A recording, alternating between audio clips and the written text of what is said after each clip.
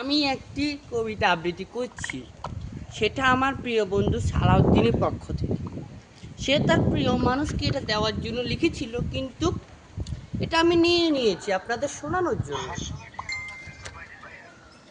পাখি ছাড়া খাঁচা যেমন খালি খালি মনে হয়, তেমনই আমার তোমায় ছাড়া জীবনটা খালি খালি মনে হয়। প্রিয়, তুমি আবার ফিরে এসো আমার জীবনে। তোমাকে নিয়ে আমি হাজার বছর পাড়ি দিব সমুদ্রের সেই সমতল তলদেশে।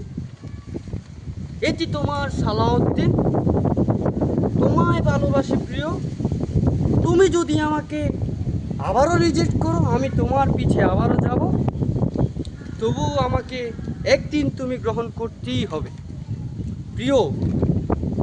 তোমাকে ছাড়া আমি বাঁচব না। এটি তোমার সালাউদ্দিন।